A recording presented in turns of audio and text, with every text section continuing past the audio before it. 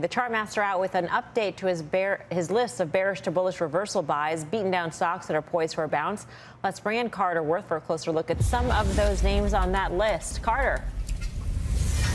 Well, that's right. From time to time, we put out sort of master lists for what it's worth, stocks that are either rebound candidates or breakout candidates, but one that is sort of actionable or bearish, bullish reversals, right? Heretofore laggards that are emerging, bottoming, basing, rising out of the ashes. Let's look at a few. This is DocuSign. Now, basing, bottoming, take a look if you add, for instance, another stock, DocuSign on its own, but then the next iteration, if we put in, now we have Square.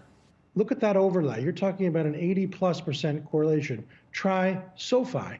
They have nothing to do with one another because it's really not about their fundamentals. It's about how money moves in and out of certain stocks, certain asset classes. These are bearish to bullish reversals. Put in the S&P, of course, and you see what we have, laggards.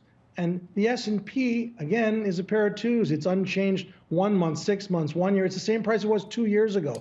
The market is sort of dull, but stocks like this offer an opportunity to generate alpha, prospectively, within a market that's going nowhere. What makes those charts, the three charts, Carter, look bullish to you? Because the base doesn't even seem that. I mean, you know, what do I know about technical analysis? Nothing, really, except for what you come on and tell us on the show. You know a lot. But the bases aren't very long or anything like that. And so I'm wondering what you see in these particular charts that make you think they're going to turn higher. Just that they're underperforming the S&P? Can't be that.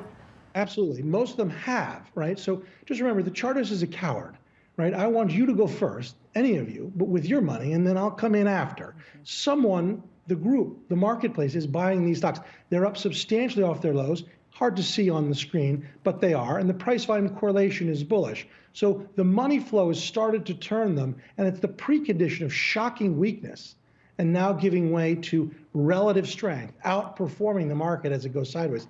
That's a good 1-2 setup for prospective further gains. So, Carter, you mentioned those three names, and I need to throw ARK at you. What do you do with that chart?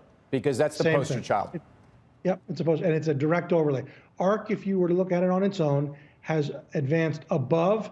It's now rising 150-day moving average and checked back to it and has bounced off that 150-day.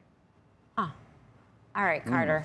Thank you. If we had more time, I'd ask you what's the difference between this and so bad it's good, but that's a whole other segment here. Carter Braxton Worth, as always, good to see you. Steve Grasso, would you rather, however many rathers there are in this, SoFi, Block, DocuSign, and we're going to throw in there, thanks to Timothy Seymour, ARK. Yeah, so to Carter's point, they all look the same. Square, they all have the 50-day moving either towards or right at the 200-day. So that's your golden cross, shorter term rising above a longer term average. If I had to pick one of these names that I think you can buy for a longer period of time, it would probably be SoFi. But, I mean, Melissa, you talked about it before. He talks about the S&P being a pair of twos. But this, to me, means that the market risk is now in the favor of the bulls, where people are willing to go out on that risk curve and start buying names like this again. But you have to have a real steel stomach if you're going to buy these. These are very volatile names.